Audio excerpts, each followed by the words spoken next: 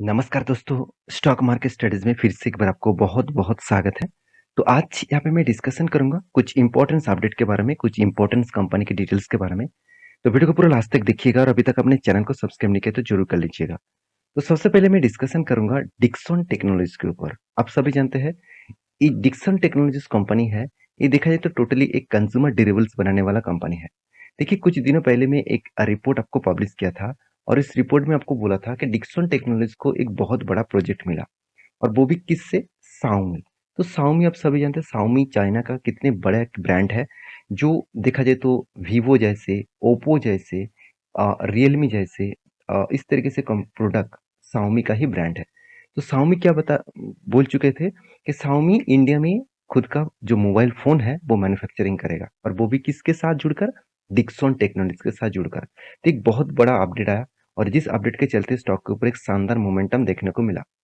तो बहुत सारे दोस्तों ने मुझे कमेंट किया सर अभी ये मोमेंटम कितना दूर तक हो सकते हैं और इस कंपनी का लेवल क्या है, इस लेवल में अगर मैं ट्रेड करना चाहूँ तो कहाँ पे हो सकते हैं। तो देखिए लेवल दिखाने से पहले मैं कंपनी का स्ट्रेंथ के बारे में आपको जरूर कहूंगा। देखिए अगर कंपनी का कोई भी क्वार्टरली रिजल्ट अगर ठीक ठाक चल रहा है और इंक्रीजिंग हो रहा है तो शेयर अगर गिरावट में है तो उससे बढ़िया मौका दोबारा आपको नहीं मिलेगा, क्योंकि कंपनी का सब कुछ ठीक है फिर भी शेयर प्राइस नीचे है तो आज नहीं तो कल वो धमाका दिखाएगा। ऐसे बहुत सारे एग्जाम्पल्स है, इस तरीके से ट्रेड में खुद लेता हूँ। देखिए हम लोगों को प्रॉब्लम्स क्या होते हैं आप जानते हैं? हम लोगों को प्रॉब्लम्स यही होते हैं जब लोअर साइड में हम लोगों को दिख रहा है कि कंपनी कल आज नहीं तो कल भागेगा, कंपनी का परफॉर्मेंस अच्छा होने के बाद, तब हम लोग एंट्री नहीं लेते। हम लोग एंट्री कहाँ पे लेते हैं? जब स्टॉक हायर लेवल में ट्रेड करता होगा, मतलब जहाँ पे लोग बड़े बड़े प्लेयर्स एग्जिट करेंगे तब हम लोग एंट्री लेंगे। देखिए पैनिक सिचुएशन में ही आपको मौका ढूंढना है। पैनिक सिचुएशन में जब मार्केट से सब बाहर हो रहा है तभी देखना बड़े बड़े प्लेयर्स एंटर हो रहा है। क्यों? उसको पता है कि कंपनी मार्केट इस तरीके से पैनिक सिचुएशन कभी भी नहीं रहेगा। आप खुद ही देख सकते हैं कोविड के टाइम में क्या हुआ। मार्केट कितना गिरा? मार्केट 70 to 80% गिर चुके थे। हर स्टॉक 70, 40, 50, 80% गिर चुके थे। उसके बाद रिटर्न कितना दिया? 2000, 3000% का रिटर्न कुछ कुछ कंपनीज ने दे दिया। तो सोचिए यही तो खासियत होता है स्टॉक मार्केट में। As a patience, as a आपका नॉलेज होना चाहिए और कुछ तो आपको स्टडी तो करना ही पड़ेगा, क्योंकि अगर आप स्टडी नहीं करेंगे, आप ब्लाइंडली किसी भी कंपनीज के ऊपर निवेश कर लेंगे तो गलती हो जाएगा।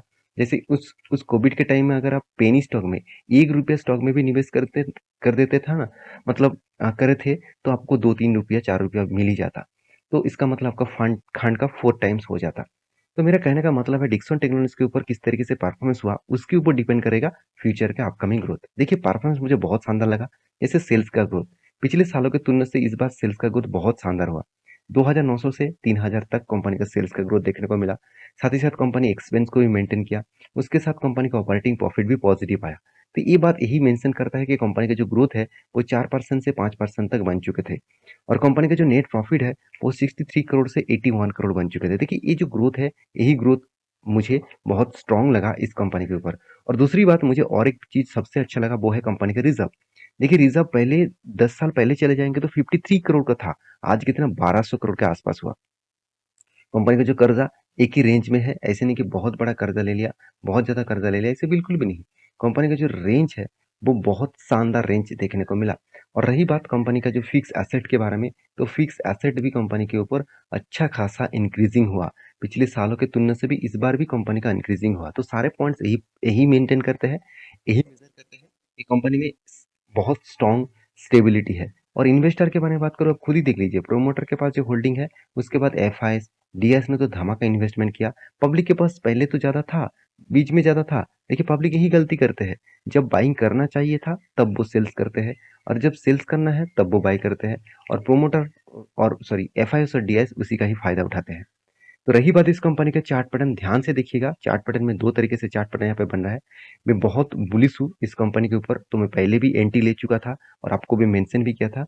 वो मेंशन में आपको कहाँ पे किया था? देखिए मैं आपको बोला था इस जो रेंज है, ये रेंज बहुत स्ट्रॉन्ग एक वॉल्यूम क्रिएट कर रहा है।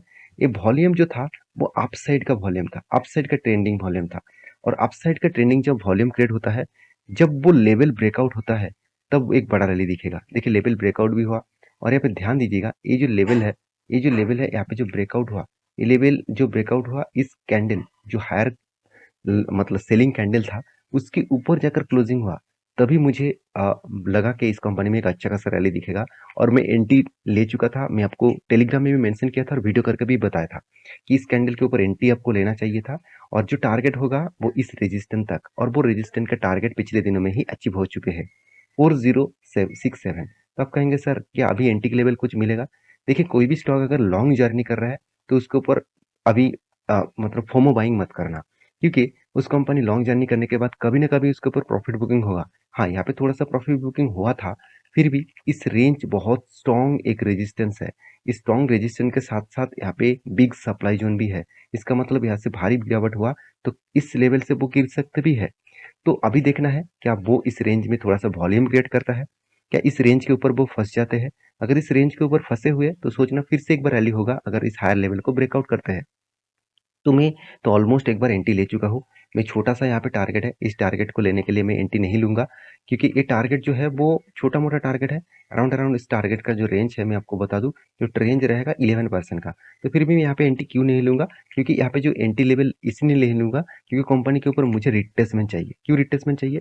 देखिए, मुझे एक मेरा सबसे पसंद का एक मतलब टेक्निकली चार्ट पैटर्न यहाँ पे बना, जो है कंटीन्यूअसली ग्रीन कैंडल। देखिए, कंटीन्यूअसली कोई भी ग्रीन कैंडल बनता है और वो भी 200 डेज ईएमए के नीचे, तो हायर चांसेस होते हैं कभी स्टॉक इस रेंज में आए तो आंख बंद करके उठा लेना, क्योंकि वो इस लेवल तक आने के बाद अगर थोड़ा सा गिरावट भी हुआ ना, एग्जिट मत होना। कभी ना कभी वो फिर से रिट्रेसमेंट करेगा और फिर से वही लेवल तक जाएगा जिस लेवल तक वो ग्रीन कैंडल को क्लोजिंग किए थे। तो ये रेंज कितना 20% के ऊपर होना चाहिए था।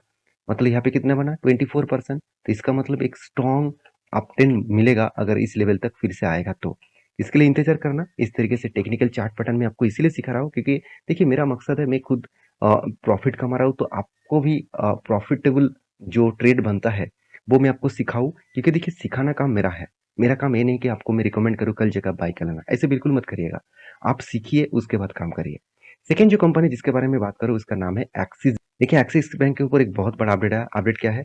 Axis bank first time 3 trillion market capitalization पहुंच चुके हैं। 3 ट्रिलियन का मतलब है 3 lakh crore. 3 lakh crore first time company achieve कर चुके हैं और कंपनी कंटिन्यूअसली ग्रोथ होने के बाद इस तरीके से अचीवमेंट हुआ। और अचीवमेंट होगा क्यों नहीं? क्योंकि कंपनी ने देखिए क्वार्टरली जो रिजल्ट है वो धमाका जैसा रिजल्ट किया, अच्छा खासा रिजल्ट किया। और रिजल्ट अच्छा खासा होने के कारण स्टॉक के ऊपर तो ग्रोथ होना ही था। तो सॉरी, माफी चाहता हूँ। कंपनी के ऊपर कंटिन्यूअसली यहाँ पे देखिए रिजल्ट जो है किस तरीके से इंक्रीज हुआ। सेल्स 18,000 से 24,000 बना। एक कंपनी का प्रॉफिट 7,900 से 8,200 बना। फाइनेंशियल मार्जिन 6% से 16% तक इंक्रीज हुआ। यहाँ पे देखिए ग्रोथ कितना शानदार है। और इसके चलते कंपनी के ऊपर, हाँ आप कहेंगे सर नेट प्रॉफिट नेगेटिव में है। हाँ, क्यों नेगेटिव हुआ वो तो देख लीजिए। कंपनी का अदर्स इनकम, कंपनी के जो अदर्स बिजनेस है उस बिजनेस में कंपनी का क्या क्या हुआ, लॉसेस हो चुके थे 12,000 करोड़ का। और इसी के चलते ही कंपनी के ऊपर लॉसेस देखने को मिला। इसका मतलब कंपनी का जो कोर बिजनेस है, कंपनी का जो मतलब मदर बिजनेस है उसमें कुछ इम्पैक्ट नहीं है। उस वो तो ठीक ठाक है, एकदम बिल्कुल अच्छी तरीके से कंपनी का परफॉर्मेंस हो रहा है। कंपनी का इस तरीके से परफॉर्म होने के कारण कंपनी के ऊपर ग्रोथ कंटिन्यूअसली होता जा रहा। कंपनी के ऊपर मैं आपको टेक्निकली चार्ट पैटर्न में बता था, यहाँ पे एक स्ट्रॉन्ग सपोर्ट जोन देखने को मिला था, क्योंकि एक बार दो बार तीन बार यहाँ पे टच किया। सॉरी, एक बार दो बार तीन बार नहीं, यहाँ पे एक बार दो बार और तीन बार। देखिए ऊपर साइड में अगर टॉप तीन बार टॉप बने तो हायर चांसेस है गिरावट होगा। नीचे साइड में अगर तीन बार बॉटम बने तो हायर चांसेस हो वहां से कंपनी ऊपर तरीके से भागेगा। तो देखिए किस तरीके से भागा। और मैं आपको मेंशन कर दूं, यहाँ पे जो अभी लेवल क्रिएट हुआ है वो लेवल बहुत क्रूसियस लेवल है। बहुत सारे लोग मुझे कमेंट किए हैं, सर यहाँ पे कंटिन्यूअसली जर्नी करने के बाद यहाँ पे ब्रेकआउट हुआ, क्या मैं एंट्री ले लूँ? बिल्कुल नहीं, यहाँ पे मत एंट्री लीजिए, क्योंकि कभी इस तरीके से जर्नी होने के बाद प्रॉफिट बुकिंग बनेगा। कंटिन्यूअसली प्रॉफिट बुकिंग बनेगा। प्रॉफिट बुकिंग अगर बहुत ज्यादा हुए तो स्टॉक के ऊपर गिरावट का माहौल भी देखने को मिलेगा। तो यहाँ पे एंट्री मत लेना। हाँ, एंट्री कब होगा? जब यहाँ पे कुछ टाइम वॉल्यूम क्रिएट करेगा, उसके बाद ब्रेकआउट होगा और प्रीवियस जो हायर लेवल है उस लेवल के ऊपर कोई ग्रीन कैंडल बने तो सोचना बायर एक्टिव हो चुके हैं। उसके ऊपर अभी आपको लॉन्ग जर्नी करना है। तो अभी बिल्कुल अभी फिलहाल के लिए कोई भी एंट्री मत लेना। थोड़ा सा यहाँ पे होल्ड करना, यहाँ पे थोड़ा सा इंतजार करना, फोकस रखना इस कंपनी के ऊपर। कभी ना कभी मौका तो जो जरूर देंगे। नेक्स्ट जो कंपनी है जिसके बारे में बात करूं उसका नाम है आईईएक्स। तो आईईएक्स के बारे में बात करूं तो कंपनी के ऊपर तो भारी भरकम गिरावट देखने को मिला है, क्योंकि इस कंपनी के ऊपर अभी मुझे लग रहा है जिस तरीके से रिपोर्ट आ रहा है, इस कंपनी के ऊपर लॉन्ग इन्वेस्टमेंट करना थोड़ा-सा रिस्की हो जाएगा। क्योंकि गवर्नमेंट का जो अनाउंसमेंट है, वो अनाउंसमेंट थोड़ा-सा कंपनी के ऊपर खतरा बन रहा है। आप देखेंगे रिपोर्ट सीएनबीसी के हिसाब से आ रहा है, तो वो रिपोर्ट यही बता रहा है कि 8% पिछले दिनों में जो क्रैश हुआ था, सिर्फ 8% नहीं, कंटिन्यूअसली कंपनी के ऊपर क्रैश हुआ। उसके पीछे कुछ लॉजिक भी है, कुछ कारण भी है। यहाँ पे वो कारण से यहाँ पे मेंशन किया गया कि बताया गया कि कंपनी क्या है, एक्सचेंज है। हम इतने दिनों तक जानते थे कंपनी आईईएक्स जो है एक एनर्जी एक्सचेंज है। कंपनी को बताया जाए कि एक्सचेंज का जो मतलब जो प्राइ मतलब एक्चुअली एक्सचेंज का जो डायरेक्ट पैसा मिला था इतने सारे पावर कंपनी से, वो वहाँ से उसको अभी पैसा नहीं मिलेगा। उसको कहाँ से मिलेगा? खुद कंपनी जो ट्रेडिंग करेगा, खुद कंपनी का जो बिज़नेस करेगा, वहाँ से पैसा मिलेगा। कंपनी को जो एक्सचेंज के हिसाब से जो एक्स्ट्रा बेनिफिट मिलता था, वो मिलना बंद हो जाएगा और इसी बात कंपनी के इन्वेस्टर को अच्छा नहीं लगा। क्योंकि देखिए यहाँ पे बताया जा रहा है कि आईएएक्स इज़ द मोस्ट, यहाँ पे देखिए, trusted platform in the electric sport price, यहाँ पे देखिए डिटरमिनेशन ऑफ इंडिया। तो इसका मतलब कंपनी एक प्लेटफॉर्म है जो इलेक्ट्रिसिटी प्रोवाइड का एक एक्सचेंज है। तो इस एक्सचेंज के बारे में यही बताया जा रहा है कि कंपनी का जो एक्सचेंज है, जो 100% मार्केट शेयर उसके पास था, उस 100% मार्केट शेयर में कंपनी अभी कंट्रीब्यूट करेंगे 70 टू 80%, और वो भी एक्सचेंज वॉल्यूम के साथ। तो बाकी कहाँ पे गया? बाकी तो उस कंपनी का हाथ में नहीं आएगा। तो इसके चलते कंपनी के ऊपर एक भारी भरकम गिरावट देखने को मिला। अगर इस कंपनी के मैं चार्ट पर आपके सामने ओपन कर दूँ तो देखिएगा किस तरीके से गिरावट हुआ। यहाँ पे देखिए कंपनी ने अच्छा खासा एक सपोर्ट लिया और उसके बाद एक बिग रैली देखने को मिला। क्यों क्यों रैली हुआ था मैं आपको मेंशन कर दूँ। यहाँ पे जो रैली हुआ, मैं इसको डिलीट करता हूँ। हाँ, अभी ठीक है। देखिए ध्यान से देखिएगा, यहाँ पे देखिए एक स्ट्रांगली एक सपोर्ट क्रिएट किया था और उसके बाद देखिए बिग जर्नी दिखा है। तो मैं आपको बार-बार मेंशन किए थे कि 2 लेवल बना, 2 लेवल बनते हैं। फर्स्ट लेवल है यही, यहाँ पे देखिए एक स्ट्रॉन्ग रेजिस्टेंस है और रेजिस्टेंस के बाद एक सप्लाई जोन भी है, क्योंकि यहाँ से रेजिस्टेंस के साथ-साथ कंपनी के ऊपर बिग क्रैश देखने को मिला। इसका मतलब रेजिस्टेंस के साथ-साथ इस लेवल को सप्लाई जोन भी बोला जाता है, जहाँ से शेयर भारी भरकम गिरावट होता है। तो यहाँ पे भी देखिए एक स्ट्रॉन्ग क्या था, स्ट्रॉन्ग एक रेजिस्टेंस था। वही रेजिस्टेंस कंपनी के लिए बन रहा था का सपोर्ट। मगर सपोर्ट को पिछले दिनों में ब्रेक किए थे 2 दिन पहले। उसके बाद कल तो इस कंपनी का हालत हालत ही खराब हो गया और हाई वॉल्यूम के साथ गिरावट हुआ। इसका मतलब कंपनी आई एम मतलब एकदम पूरा का पूरा श्योर है, कंपनी ₹125 तक नहीं, कंपनी जिस तरीके से गिरा है, ₹113 का जो सपोर्ट है, उस लेवल तक आ सकता है। तो इतना जल्दबाजी मत करना इस कंपनी के ऊपर अभी एंट्री लेने के लिए।